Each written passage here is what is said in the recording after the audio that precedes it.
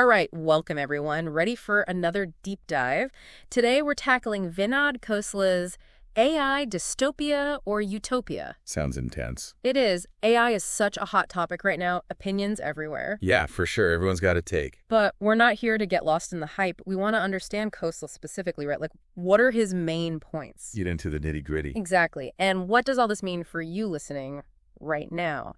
Let's find out. Okay, so right off the bat, Khosla says AI isn't just another tech thing. Like, it's not the next internet or smartphone. Interesting. He says it's fundamentally different. So, different how? What makes it not just a fancier gadget? He says AI is unique because it actually amplifies human intelligence. It's not just extending what we can do, but potentially multiplying our brain power. Oh, I see. But how do we even picture that? Sounds kind of abstract. Yeah, it's a big idea. So he uses this analogy. Think about the steam engine, right? Okay, yeah. It revolutionized physical work using external energy. Khosla sees AI doing the same for our minds. So like, if the steam engine was multiplying our muscles, AI is multiplying our thinking power. Exactly. And if AI can really boost our thinking like that, well, everything changes. Correct. Think about your work, your creative projects, even how you learn. The possibilities are huge. That's the kind of potential Khosla's talking about.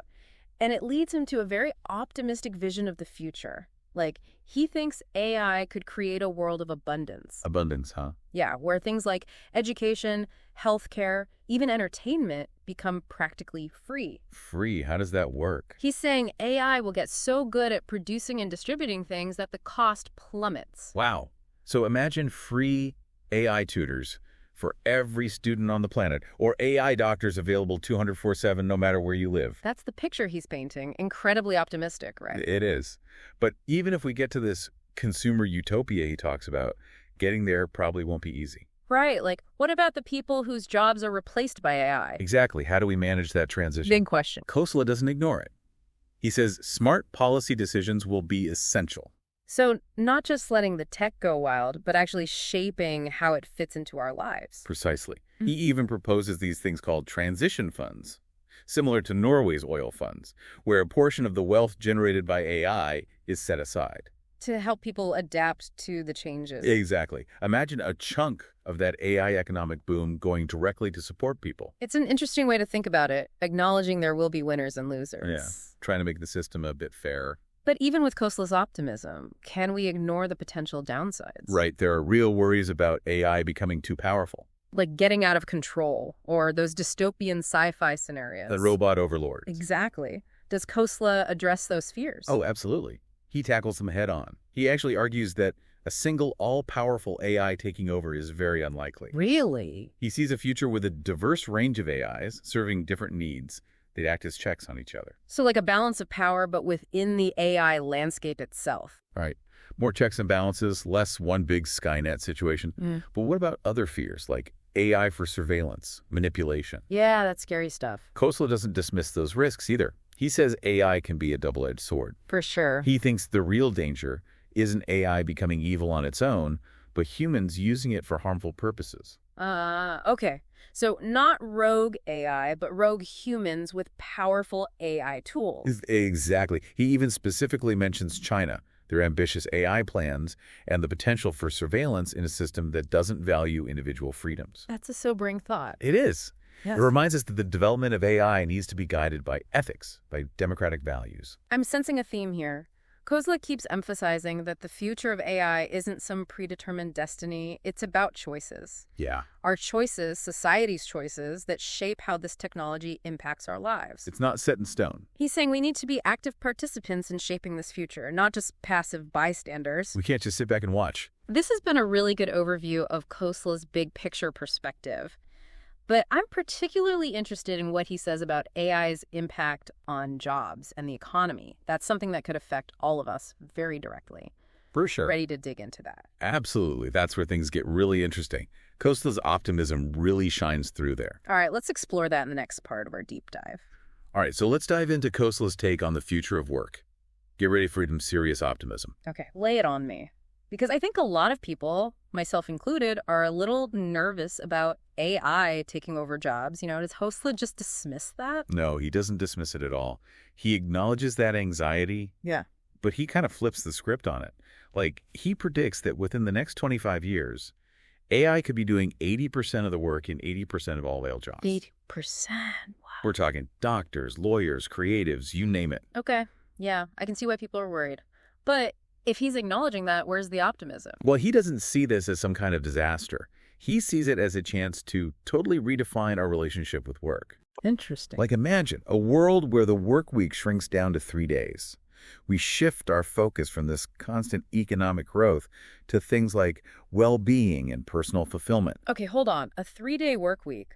That sounds amazing, but how does that even make sense economically? So Khosla gets into the economics of this. He says with AI handling so much, the cost of labor would drop dramatically. Okay. And this could actually trigger widespread deflation. Deflation, isn't that a bad thing? Not necessarily. Mm-hmm. He's talking about deflation where the prices of goods and services actually become much cheaper. I see. So we'd still have an economy, but it would work on totally different principles. Exactly. Our current obsession with GDP growth, that might become completely irrelevant. Instead, we'd measure how well society's doing by things like access to healthcare, education, even leisure time. That's a huge shift. But I have to admit, a 3-day work week sounds pretty tempting. Right. But what about the people whose jobs DO become fully automated? Where do they fit into all of this? This is where those transition funds we talked about earlier come in. Khosla suggests using a chunk of the wealth generated by AI to provide this safety net for those workers. Whoa, okay. Funding retraining programs, social support systems, that kind of thing. So almost like a universal basic income, but specifically for people transitioning out of AI-impacted careers. You got it. But beyond just providing for people's basic needs, Khosla thinks this shift could spark this explosion of creativity and personal exploration. Like, imagine being free to pursue passions that you might have thought were too financially risky before. That's the kind of freedom he's talking about. I'm starting to get why he's so optimistic. It's not just robots doing our jobs. It's reimagining what it means to be human in a world where work isn't our main focus. Yeah. But let's be real, even with the best intentions, things can go wrong, right? Of course. What does Khosla say about that? Well, on that issue of AI becoming uncontrollable, he actually believes the bigger risk isn't some rogue AI, but humans misusing it. He says that a single, all-powerful AI is less likely than having many different AIs serving different interests, and they kind of act as a natural check on each other. So instead of one big Spynet scenario, it's more like multiple factions competing for control, which, let's face it, is kind of how the world already works. Exactly. And he sees the real danger in things like governments or powerful corporations using AI for their own agendas. Things like increased surveillance, manipulation, even warfare. Okay, so the problem isn't some Terminator-style robot uprising. It's humans using AI to do what humans have always done, grab power and control. It all comes back to his central point about choices. Right. He emphasizes that developing and using AI, it has to be guided by ethical considerations, by democratic values. We need to be shaping this technology, not letting it shape us. So it's not about surrendering to the inevitable rise of the machines. It's about making decisions about how we want to live with this technology. Exactly. He's calling for us to make a collective effort to steer AI in a direction that benefits everyone, not just a select few. Makes sense. Are there specific examples of what that might look like? Sure, he has some concrete suggestions. Things like establishing international agreements on the ethical use of AI, creating regulatory bodies to oversee development, investing in research to deal with potential risks. Okay, those all sound important, but how do we make sure that these efforts aren't taken over by the very powers that he's warning us about? He acknowledges that this is a huge challenge, and he doesn't pretend to have all the answers. He emphasizes things like public awareness, education, and really getting people involved in shaping the AI future. So it's not just a tech issue, it's a societal issue. Everyone needs to be informed and engaged. Exactly. And this leads to one of the most thought-provoking parts of his argument. He asks us to imagine a world where, get this, AI takes care of all our basic needs. Wow. Okay, that's a big jump. If we're not working to survive, what does that even mean for us? For our sense of purpose? That's the million-dollar question, isn't it? Yeah. And it's one we're going to explore in the last part of our deep dive. All right, I'm definitely intrigued. Let's take a quick break, and then we'll come back to tackle that big question head on. All right, so we left off with this huge question. What happens to humanity when AI is handling our basic needs? Yeah, it's a big one. But Khosla, he doesn't shy away from it. He actually thinks this shift could lead to this era of, well, unprecedented human flourishing. Flourishing. Like freed from the grind of just surviving, we could really explore our creative potential, pursue those passions we always put off, and contribute to society in totally new ways. So it's not just about, like, leisure and ease. It's about finding a deeper sense of purpose. Exactly. He sees a future where people are driven by intrinsic motivation, pursuing knowledge, art, innovation, or even just connecting with each other on a deeper level. I like that.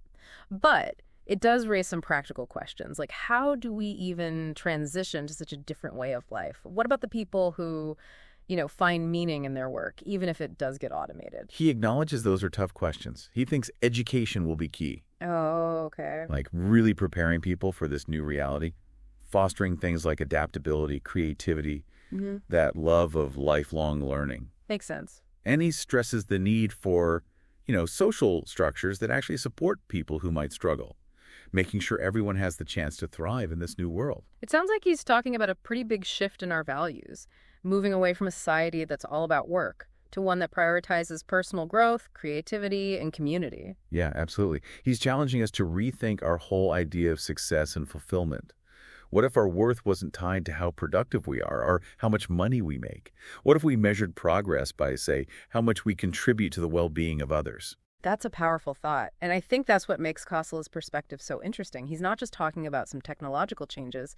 It's a fundamental shift in how we see ourselves, what it means to be human. And that shift, it means making choices, both as individuals and as a society. We can't just sit back and let AI dictate our future. We have to shape it, make sure it aligns with what we value, what we aspire to. It's like he's saying this isn't about adapting to AI. It's about using AI to actually create a better world, a world where everyone has the chance to reach their full potential. Exactly. He wants us to be architects of our own destiny. He thinks we have the power to use this technology to solve some of humanity's biggest challenges, to create a future that's fairer, more just, more fulfilling. It's a really inspiring vision, but it also feels kind of daunting. Like, where do we even begin? Well, Khosla gives us some starting points. He's big on investing in research and development. And not just to make AI more powerful, but to address those potential risks, make sure it develops ethically.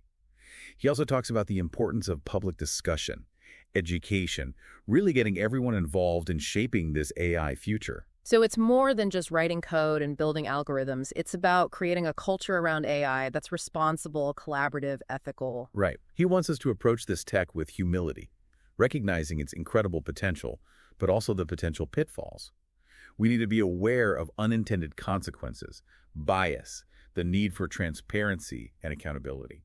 Almost like a conscious evolution of AI, guided by human values and aspirations. I like that. He's calling for this partnership between humans and AI, where we use the power of the tech but never lose sight of our own agency, our commitment to human flourishing. Well, this has been a really thought-provoking exploration of Khosla's vision.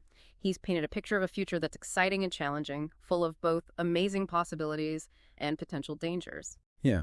And I think the big takeaway is that the future isn't something that just happens to us. It's something we create through our choices, our actions, the things we value most. So as you go about your day-to-day, I want you to think about this challenge from Khosla. If you didn't have to work for a living, what passions would you pursue? What kind of impact would you make on the world? Let that question be a spark for your own imagination, a starting point for your own exploration of what's possible. Thanks for joining us on this deep dive. We hope it's given you a new way of thinking about the power of AI, the choices we face, and the future we can create. Until next time, keep exploring, keep questioning, and keep diving deep.